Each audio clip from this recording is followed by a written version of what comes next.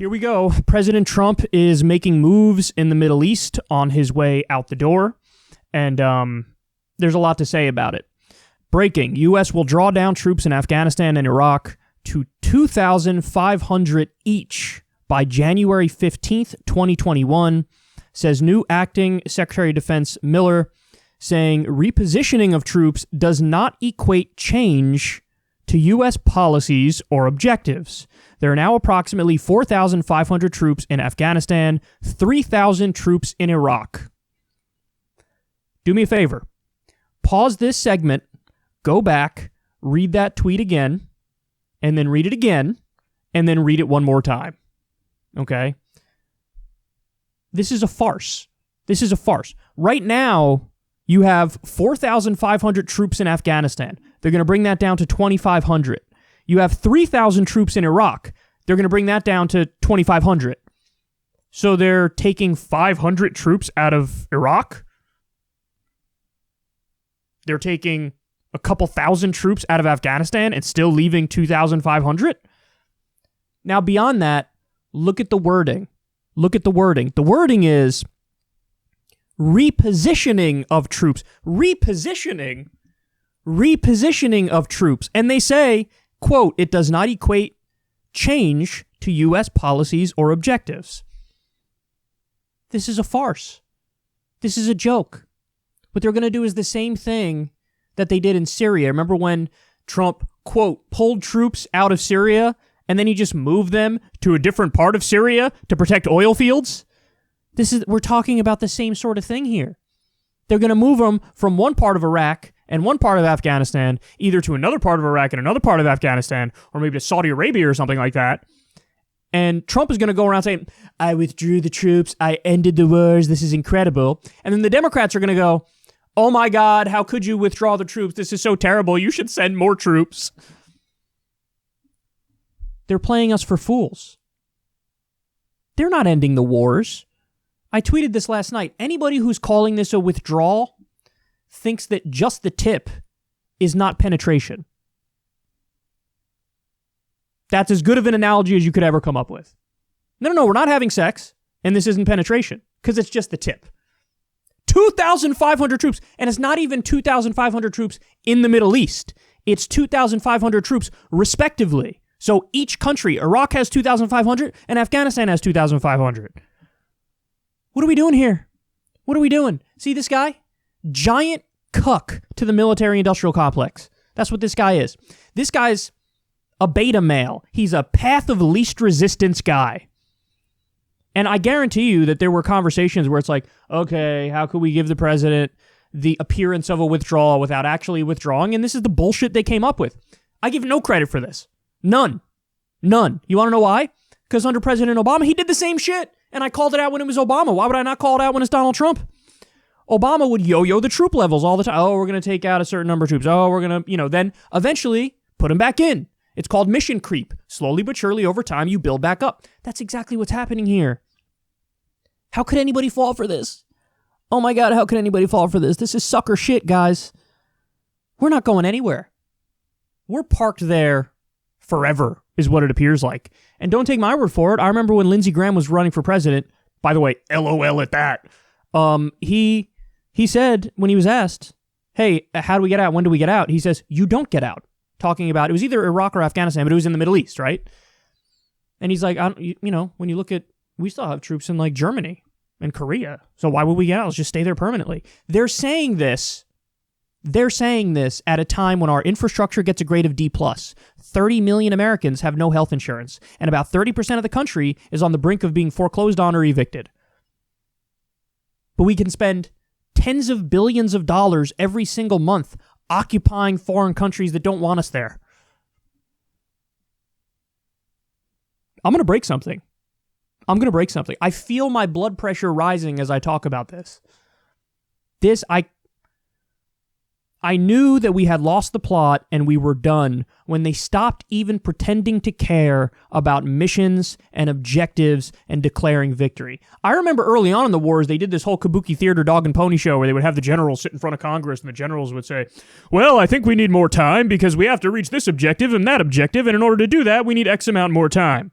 And then after a while, it was just like, shh, we're going to stay there, and there's going to be no accountability, and there's going to be no missions or goals or objectives. We're just permanently going to stay there. So why are we there? I'll ask the question. Why are we there? What's the point? Why would we be doing it? And I'm sorry, but there's no good answers at this point. If you believe in the answer that it's to protect the homeland or whatever garbage, you're the biggest sucker on the planet, and I have a bridge to sell you. Protect the homeland.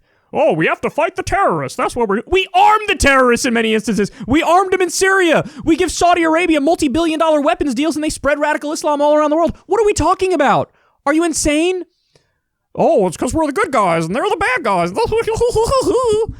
Unfortunately, it has a lot more to do with natural resources. Afghanistan has trillions of dollars in mineral wealth.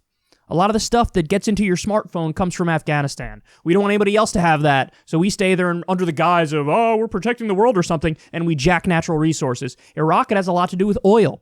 Oil production shot through the roof after we invaded and occupied. I'm sorry, but this is the truth. It has a lot to do with this stuff. Opium as well in Afghanistan is another thing. I mean, I could go on and on here. Beyond that, war in and of itself is just profitable. Don't take my word for it. Smedley Butler, we have the military-industrial complex. There are some people who make a lot of money because war has its own economy around it, and so many jobs are created as a result of war. I mean, we have jobs tied to the military-industrial complex in every single state in the United States of America. So we have a perverse incentive structure and a perverse system. And we have two presidents now who ran on ending the wars, or at least ending one of them, and none of them ended any of them. The wars have just expanded. They're both hawks to differing degrees, but they're both hawks. Under Barack Obama, we were bombing 7 countries. We got out of Iraq for a minute and a half and went right back in. Now, by the way, watch this. Your adversarial press, I guarantee you, hear me now, quote me later. Your adversarial press that's supposed to hold power accountable, what are they going to do? First of all, they're going to just talk about this as if it's a withdrawal. The Democrats are going to resist as if they're against withdrawing. And then the media is going to cover horror stories about, oh my God, there was a Taliban attack inside Afghanistan. How could you have pulled out? Send in more troops. Send in more U.S. troops. I guarantee you this is what's going to happen. So everybody will be resisting from a pro-war position. Their default perspective is, of course we should be there permanently. We've been there 19 years. The war is almost old enough to drink. The war is almost old enough to go to war. Are you kidding me? I mean, it's this stuff drives me crazy. It's a worst case scenario because Trump is doing fake anti-war stuff, and then that means the Democrats and the media are now going to resist by being more pro-war. And I'm over here like, you're all fucking idiots. Trump's an idiot and a beta cuck for not actually withdrawing. You know how you withdraw? You withdraw. You're the commander-in-chief, bitch. You say, we're going to bring home all the troops right now, and there's going to be 0 in the Middle East. 0. And you, oh, Kyle, isn't that radical? The thing that's radical is what we've been doing. We've been there for 19 years with thousands of people. Hundreds of thousands of innocent civilians are dead. That's the radical thing. We've wasted $7 trillion in the Middle East. That's the radical thing. It's not radical to come home. What right do we have to be? These wars were illegal in the first place. We have a right to just set up shop and, oh, I don't care that you don't want me here. I'm going to stay here. Imagine somebody did that to us. Imagine China occupied, open land in Texas. Like, we don't care that you're against this. We're just going to, I don't know, upholding law and order or something. Piss off. We'd be like, okay, it's time to go to war. It's time to, defend ourselves. So why does it not work the same way for other countries? Are you kidding me? Do we care about international law or do we not care about international law? Now, the answer is you do, I do, they don't. It's all kabuki theater. Withdrawing to 2,500 in each place. That's not a withdrawal.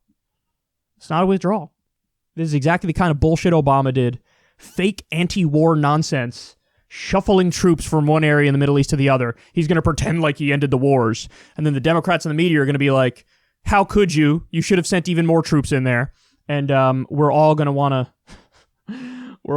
the sweet relief of death. We're all going to crave non-existence as we watch this unfold because this is as bad as it gets. There's so few voices who are going to tell you the truth about this. Even the people who will posture as anti-war are not going to be anti-war because what Trump's doing here is not anti-war. So even when you have Republicans defend what Trump is going to do here, they're going to be defending keeping 2,500 troops in Iraq and Afghanistan, respectively. That's what they're going to do. So they're going to defend a position that's not anti-war and pretend like it's anti-war.